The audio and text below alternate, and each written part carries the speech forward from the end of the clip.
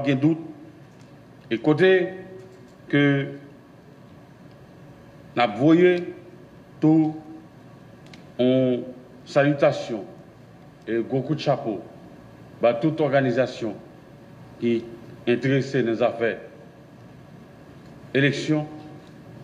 Les parler, nous mêmes conseils là, nous pas dans question, nous avons toujours gardé l'impartialité nous, mais ça concerne plus les partis politiques.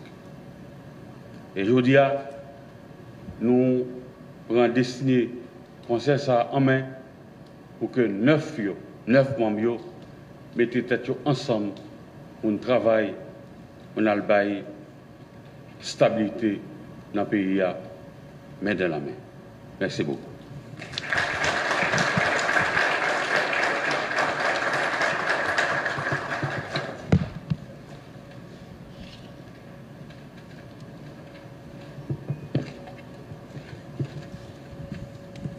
Merci, conseiller Numa.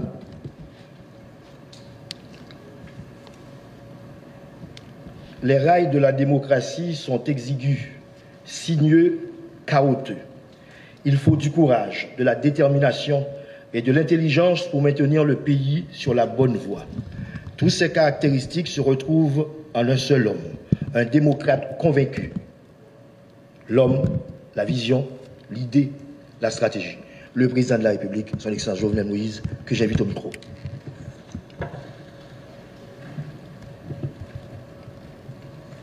Merci, asseyez-vous.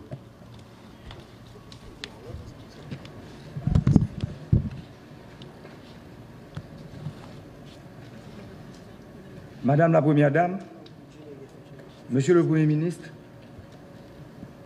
Mesdames, Messieurs les ministres,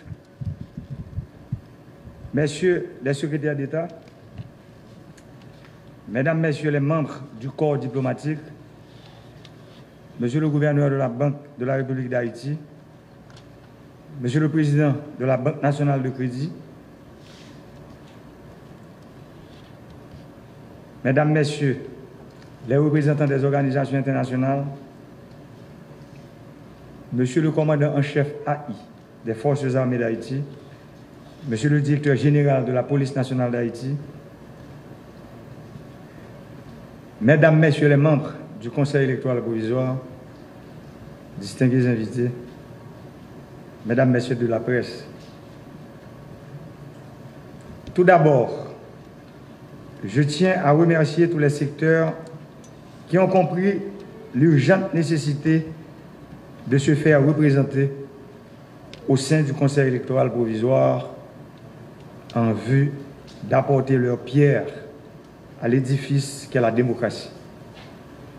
Le Conseil électoral est un outil important de préservation de l'équilibre démocratique. Je suis donc heureux aujourd'hui de procéder à l'installation de ce Conseil électoral provisoire. C'est dans un contexte particulièrement difficile que vous avez pris la décision de servir la République. En acceptant de devenir membre de ce Conseil électoral, vous faites un acte de courage pour lequel la République vous sera éternellement reconnaissante. Je mesure l'ampleur des sacrifices liés à votre mission. Dans la conjoncture actuelle, votre tâche sera délicate et même périlleuse. D'autres l'ont fait avant vous. Vous le faites aujourd'hui et d'autres le feront après vous. Au moment où le discrédit est jeté sur l'ensemble de la classe politique et sur nos institutions démocratiques, vous devez vous attendre aussi à être calomnié et contesté. Il est normal que l'installation de ce Conseil électoral suscite de nombreux débats et prises de position diverses. S'il est un sujet à propos duquel tout le monde devrait pourtant s'accorder, c'est le besoin de stabilité dans le pays. Cette stabilité exige un engagement citoyen qui privilégie l'intérêt collectif au détriment des intérêts personnels et mesquins. J'aime souvent répéter que la stabilité politique est le premier des biens publics. Nous avons connu trop d'instabilité politique dans le pays. Ces événements sapent chaque fois les fondations de la démocratie et traînent leur lot d'insécurité, de misère et d'incertitude.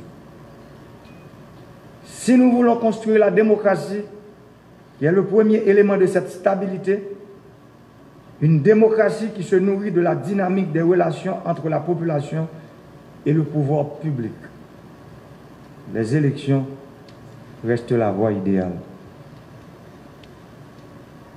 La démocratie exige que soient aux commandes des autorités légitimes, choisies par le peuple, à travers des élections libres, crédibles, honnêtes, inclusives, démocratiques et transparentes.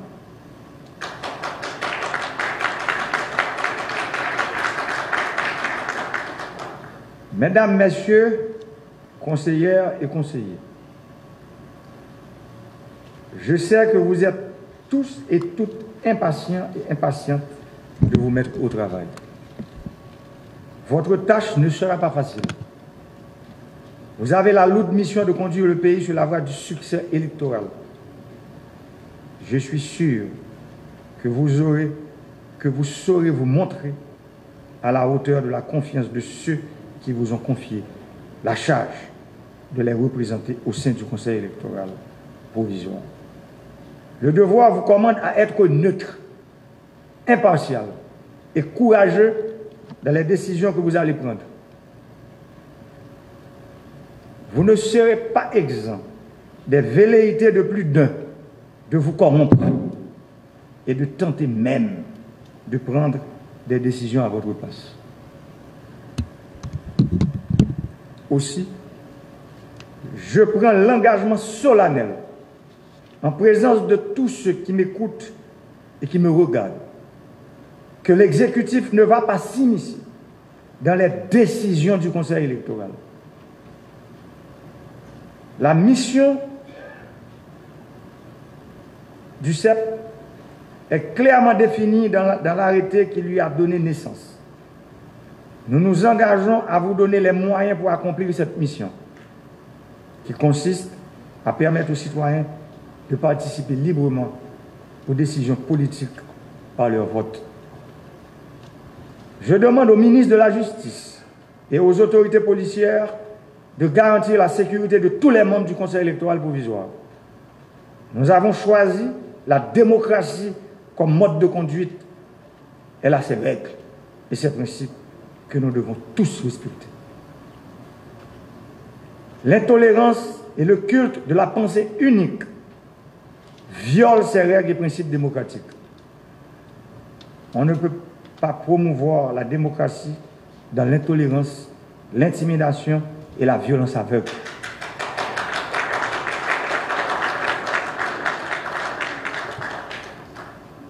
Vouloir s'en prendre à des citoyens manifestant la volonté de mettre leurs compétences et leur savoir au service de leur pays est condamnable. Je demande donc aux autorités judiciaires de prendre acte de toutes les déclarations incendiaires et les menaces publiques proférées à l'endroit des membres du Conseil électoral sur les réseaux sociaux, par voie de presse et autres. Il est inacceptable de cautionner pareil comportement en 2020. Haïti est membre fondateur de nombreuses organisations hémisphériques et planétaires. Aujourd'hui, plus que jamais, le pays a besoin du soutien et de l'accompagnement de ces organisations et de ces pays amis afin d'arriver à la refondation de l'État haïtien à travers des réformes, quoique ambitieuses, mais nécessaires, pour ne pas dire indispensables, au progrès, à la stabilité sociale, politique et économique du pays.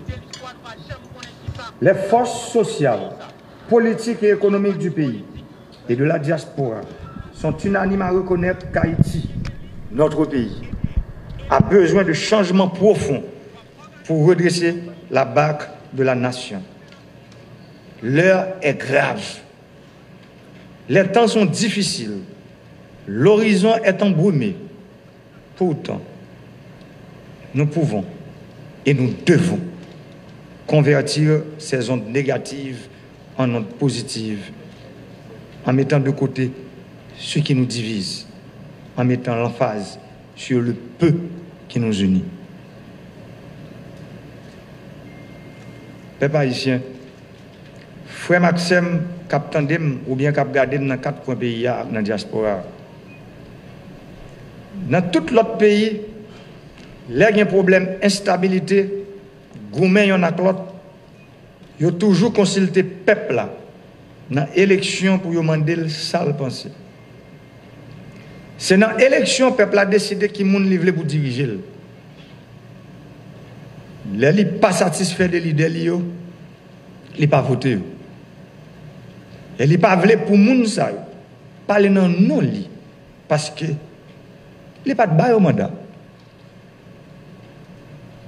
Qui donc? Meilleure façon pour un monde connaître qui sa peuple a pensé de où, c'est dans l'élection pour aller. Peuple n'a pas voyé personne, ni tout le monde dans non li, ni boule machine dans non li, ni faire monde paix dans non li, ni empêcher petit à l'école. Là nous choisissons démocratie comme modèle pour fonctionnement de la société. Nous choisissons tolérance, vivre ensemble. Nous choisissons élection. Moi dis ça plusieurs fois déjà. Pas gagner un monde. Pas gagner un groupe monde. Pas gagner un parti politique qui va prétendre résoudre pour compte lui Macron avec paquet de problèmes pays d'Haïti accumulés depuis plus passé 200 ans.